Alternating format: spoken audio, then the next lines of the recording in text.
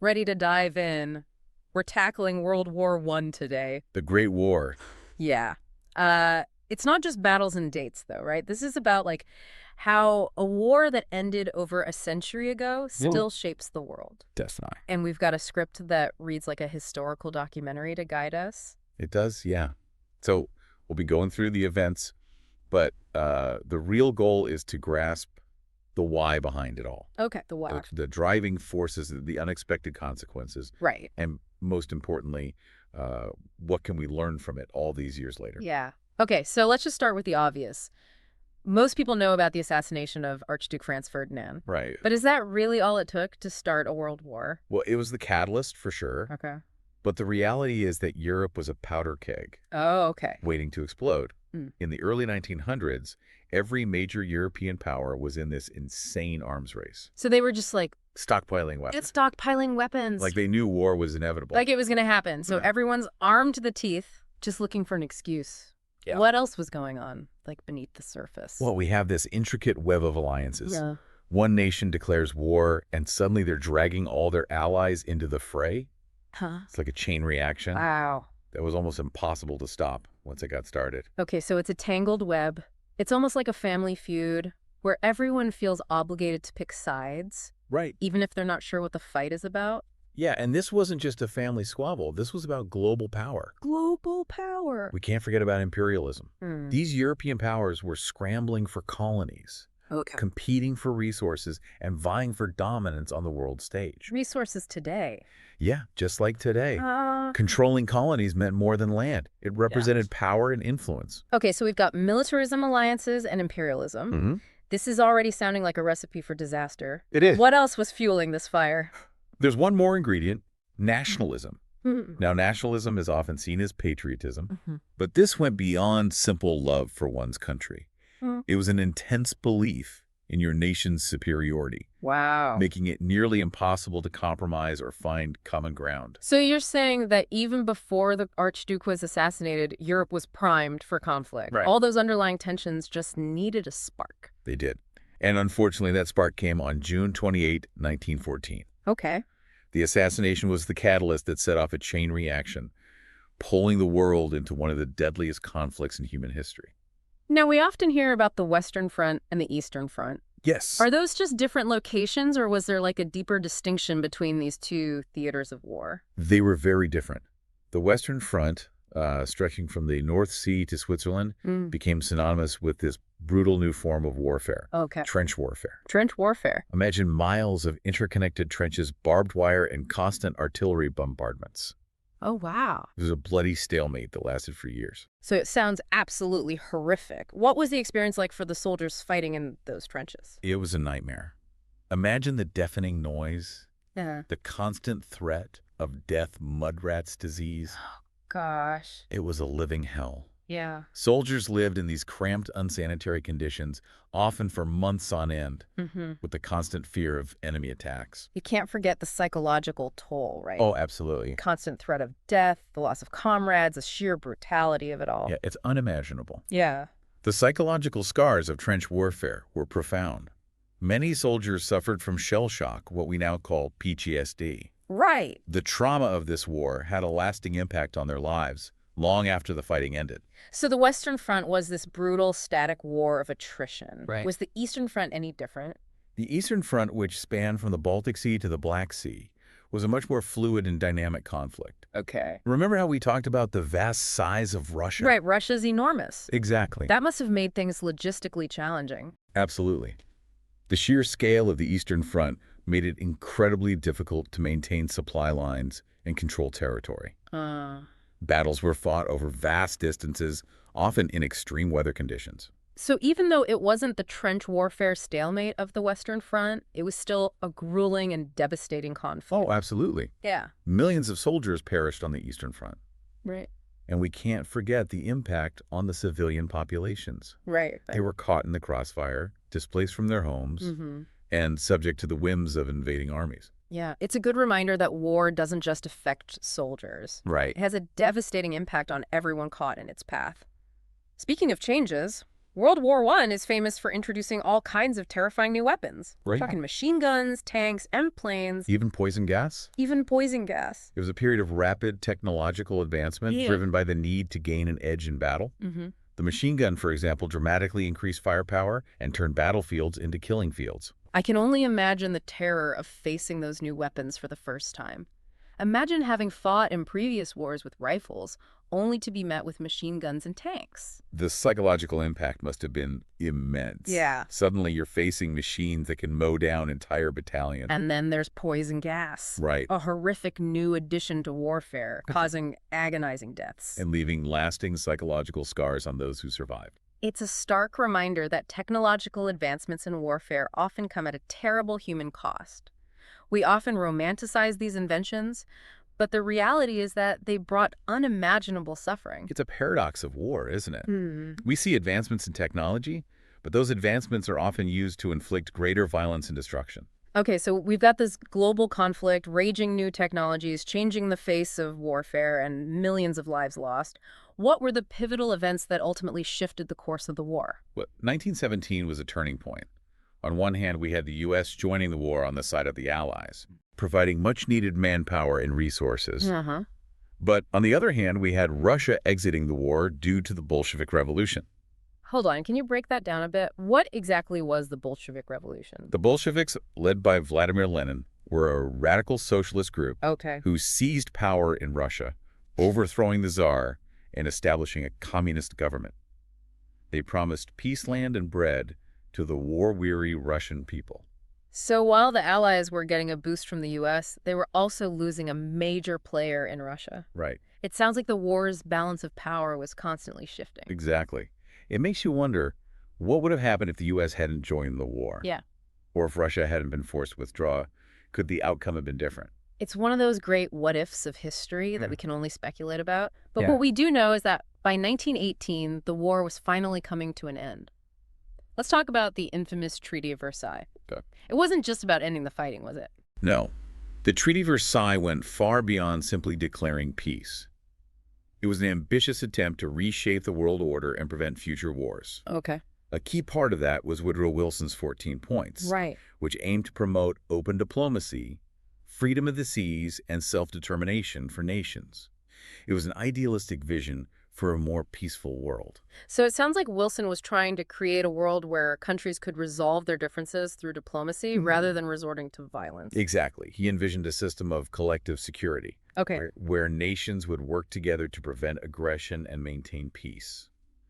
Unfortunately, the reality of the treaty didn't fully live up to those lofty ideals. What happened? Why didn't it work out as planned? Well, for one thing, the treaty imposed incredibly harsh terms on Germany. They were forced to accept blame for the war-seed territories, disarm their military, and pay massive reparations to the Allied powers. So while Wilson was pushing for peace and cooperation, the treaty ended up punishing Germany severely. Yeah. It sounds like a recipe for resentment and future conflict. That's exactly what happened. The Treaty of Versailles, while aiming to prevent future wars, may have inadvertently created the conditions for another global conflict. Oh, wow. The harsh terms imposed on Germany fueled resentment and instability, contributing to the rise of extremist ideologies that would ultimately lead to World War II. It's a tragic irony. It is. A treaty designed to create a lasting peace may have actually sown the seeds for another devastating war. But before we get to the long-term consequences and the legacy of World War I, let's pause here and shift our focus to the immediate impact. We know millions died, but what was the true scope of the devastation? The human cost of World War I was staggering. Over 16 million people perished, including soldiers and civilians. Wow. Millions more were wounded physically and psychologically scarred or displaced from their homes. It's hard to even comprehend numbers that large. We're talking about entire communities shattered, economies crippled, and nations grappling with an unimaginable loss of life. And it wasn't just the immediate casualties. Okay. The war had devastating economic consequences as well. Industries were shattered, farmlands destroyed, and entire economies crippled by the war effort.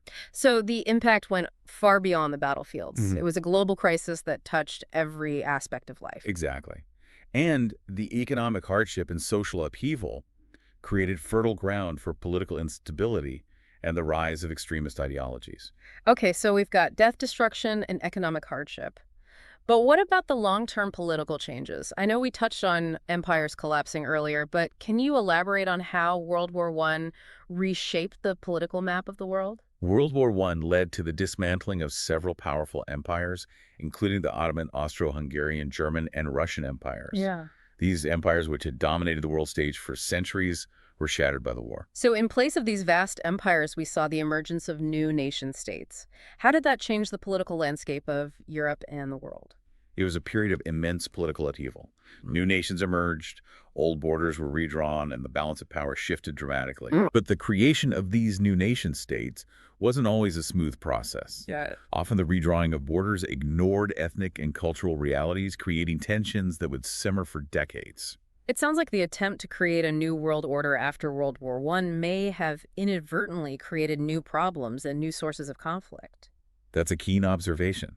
The decisions made at the peace conferences while aiming to create stability often had unintended consequences that would shape the course of history for decades to come. It's another reminder that history is complex, and even well-intentioned actions can have unforeseen outcomes. Precisely. And as we delve deeper into the legacy of World War I, we'll explore how these political changes, the economic hardships, and the rise of new ideologies set the stage for the turbulent decades that followed. Welcome back to our deep dive into World War I. Last time we talked about the events that led to the war and the immediate impact of this global conflict. Right. We cover the tangled web of alliances, the race for colonial power, and the rise of fervent nationalism that set the stage for this devastating war. And we can't forget about the terrifying new technologies that emerged during the war. Machine guns, tanks, poison gas. Yeah. It's hard to imagine the horror of facing those weapons on the battlefield. It was a period of unprecedented technological advancement in warfare, but as we discussed, those advancements came at a terrible human cost. Exactly. And while we often think of World War I as a European conflict, Right. it's crucial to remember that this war had a global reach. It wasn't just fought in the trenches of Europe. It spilled over into Africa, Asia, and the Middle East. That's a great point. The war drew in colonies from around the world, Wow. pitting soldiers from different continents against each other in a conflict that often felt far removed from their own homes and experiences. Can you give us like a specific example of how the war played out beyond Europe? Well, let's take the Ottoman Empire. Uh-huh. They sided with the Central Powers Okay. and controlled vast territories in the Middle East. Right. The war in this region had significant implications, Uh-huh. leading to the redrawing of borders and the eventual creation of new nations like Iraq, Syria, and Lebanon. So the echoes of World War I are still felt in the Middle East today. Absolutely. The collapse of the Ottoman Empire and the subsequent division of its territories by European powers had a profound impact on the region, creating political instability and fueling tensions that continue to this day. It's a stark reminder that the decisions made by world leaders during and after World War I had far-reaching consequences that we're still grappling with today. We've been discussing the war on this grand scale, but I think it's also essential to zoom in and consider the individual experiences of those who lived through this tumultuous period. I couldn't agree more. Yeah. Behind the sweeping narratives of empires rising and falling, there are millions of personal stories of courage, resilience, suffering, and loss. What kinds of stories resonate with you the most? The letters, diaries, and memoirs of soldiers fighting in the trenches offer a glimpse into the human toll of the war. They capture the fear, the boredom, the camaraderie, and the profound sense of loss that these young men experienced. Reading those firsthand accounts really drives home the emotional reality of war. It's not just about battles and strategies. It's about the human experience of being thrust into this unimaginable situation. Exactly. And we can't forget about the stories of those on the home front. Right. The families who lost loved ones, the women who stepped up to fill the void left by men who went off to fight, and the children who grew up in a world scarred by conflict. It's crucial to remember that war doesn't just impact soldiers. Right. It ripples through entire societies, leaving lasting scars on families and communities. Shifting gears a bit, I'd love to explore the cultural legacy of World War I. How did this war shape art, literature, and music? World War I had a profound impact on culture. The unprecedented scale of violence and the disillusionment that followed led to a rejection of traditional artistic and literary conventions. What do you mean by rejection of traditional conventions? Think about it. Before the war, there was this romantic notion of war as a glorious adventure. Oh, okay. But World War I shattered that illusion. Yeah. The brutal reality of trench warfare, the senseless loss of life and the trauma that soldiers carried home, forced artists and writers to confront the true nature of war. So they couldn't just paint heroic battle scenes Right. or write poems glorifying war anymore. They had to grapple with the darkness they had witnessed. Exactly. We see this shift in literature, for example. Authors like Erich Maria Remarque, in his novel All Quiet on the Western Front, Right. depicted the horrors of trench warfare with unflinching realism. That book is so powerful. It really captures the psychological toll of war and the disillusionment felt by an entire generation. And poets like Wilfred Owen and Siegfried Sassoon used their verse to expose the brutality of war and challenge the propaganda that was being used to romanticize it. Their poems are heartbreaking and unforgettable. It sounds like World War I gave rise to a whole new genre of literature, Yeah. war literature, Right. that focused on the human experience of war, the psychological impact, and the loss of innocence. You're absolutely right. Yeah. And this shift wasn't limited to literature. Painters, sculptors, filmmakers, and musicians also grappled with the war's legacy, Okay. producing works that reflected the anxiety, fragmentation, and profound sense of loss that characterized the post-war era. Can you give us some examples of how this played out in other art forms? Well, in painting, you have artists like Otto Dix and George Grosz, Okay. whose graphic and often disturbing works captured the horrors of war and the social upheaval that followed. Their paintings are definitely not for the faint of heart. No, they're not. They're powerful, but incredibly unsettling. They challenge traditional notions of beauty and expose the dark underbelly of society during and after the war. And in music, we see composers like Igor Stravinsky and Arnold Schoenberg experimenting with dissonance and atonality, reflecting the sense of fragmentation and unease that pervaded the post-war world. It's fascinating to see how this one event, World War I, triggered a reassessment of traditional artistic and cultural values across so many different disciplines. It was a watershed moment not just in political and social history, Right. but also in cultural history. It forced artists, writers, and musicians to confront the horrors of modern warfare and grapple with the profound sense of disillusionment that followed. So in a way, the cultural legacy of World War I is just as important as the political and social legacies. I think so. It's about how we process trauma, how we make sense of violence, and how we use art to explore the darker aspects of human nature. Precisely.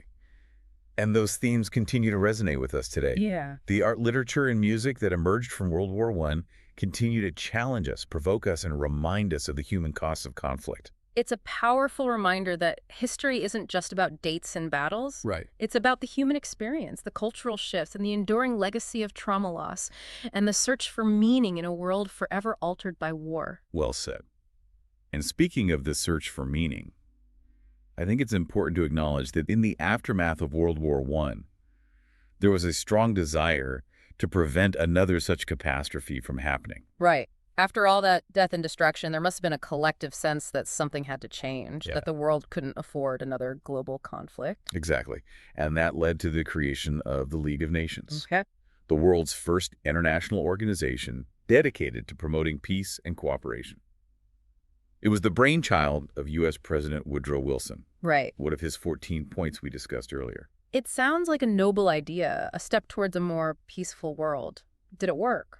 Unfortunately, the League of Nations faced significant challenges from the start, and ultimately it failed to prevent the outbreak of World War II. What went wrong? Why didn't it succeed in achieving its goals? Well, for one thing, the U.S., a key proponent of the League, never actually joined. Wait, what?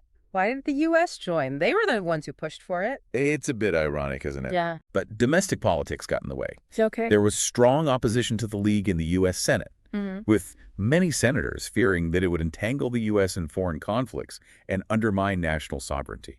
So the U.S., a nation that had played a pivotal role in ending World War I, ended up retreating into isolationism, unwilling to fully commit to this international effort for peace. Exactly.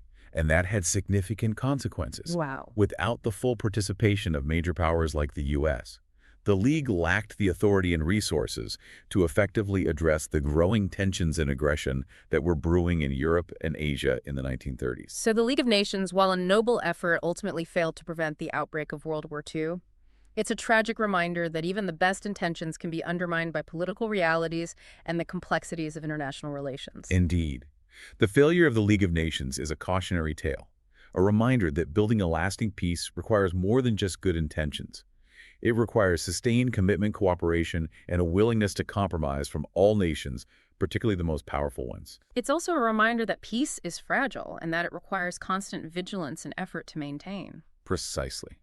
And as we move into the final part of our deep dive, we'll explore the long-term consequences of World War I, the rise of new ideologies, the changing geopolitical landscape, and the enduring quest for a more peaceful world.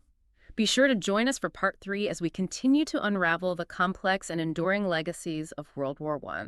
Welcome back. We've been on quite a journey with this World War I deep dive. We have. It's amazing how a war that ended over a century ago I know, right? still shapes our world in so many ways. Yeah, it's a testament to the interconnectedness of history. Events like World War.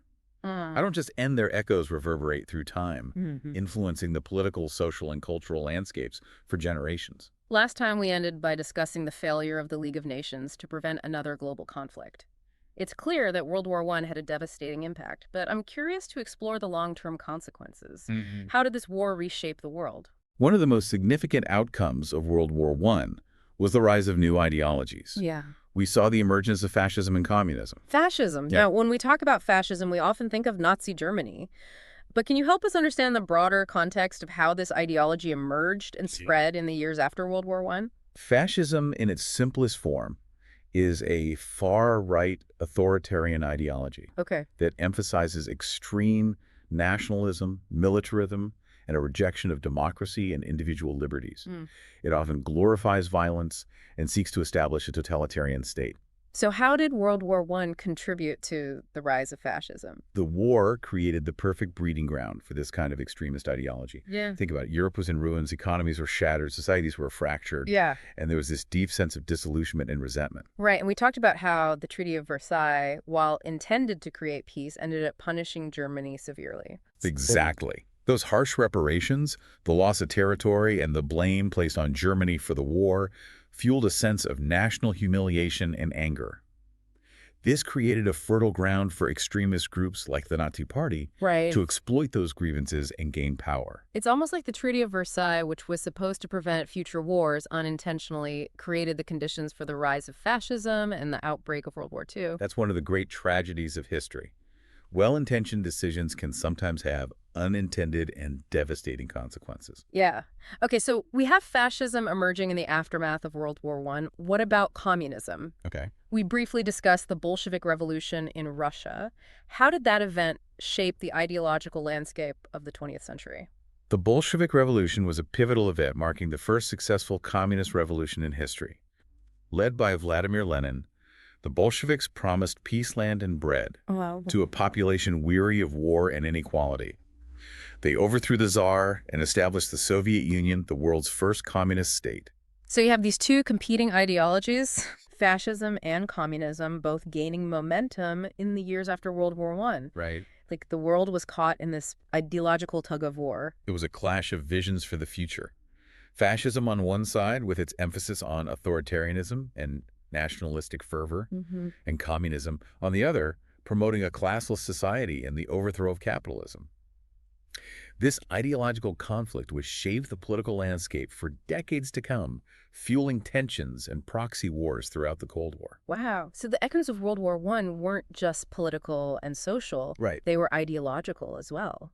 It's incredible how this one war had such a ripple effect across the globe. It did.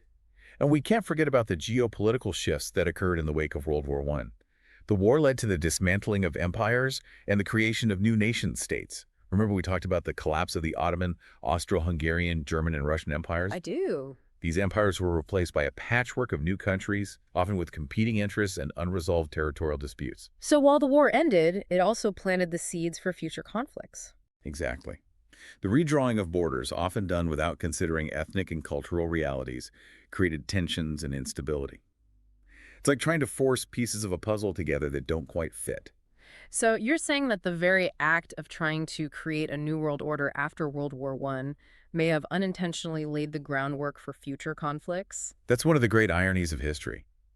The decisions made at the peace conferences while aiming to create stability often had unforeseen consequences. Take the Treaty of Versailles, for example. It imposed such harsh penalties on Germany that it fueled resentment and ultimately contributed to the rise of Hitler and the outbreak of World War II. It's a sobering reminder that even with the best intentions, it's incredibly difficult to create a lasting peace. Absolutely. And as we wrap up our deep dive, I think it's important to emphasize that the legacy of World War I is incredibly complex. It's a tapestry of triumphs and tragedies, progress and setbacks and lessons both learned and forgotten. We've covered a lot of ground in this deep dive, from the causes and consequences of the war to the personal stories and cultural shifts it inspired. It's clear that World War I was a pivotal event in human history. It was a war that shattered empires, reshaped the political map of the world, gave rise to new ideologies, and left an indelible mark on art, literature, and culture. Its echoes are still felt today in the way we think about war, peace, and the fragility of the international order. What a journey this has been. I hope you found this deep dive informative and thought-provoking. It's been a fascinating exploration of a truly world-changing event. And as always, we encourage you to continue exploring, continue questioning, and continue learning. The history of World War I is a vast and intricate tapestry, and there's always more to discover. That's it for our deep dive into World War I. Thank you for joining us on this journey through history.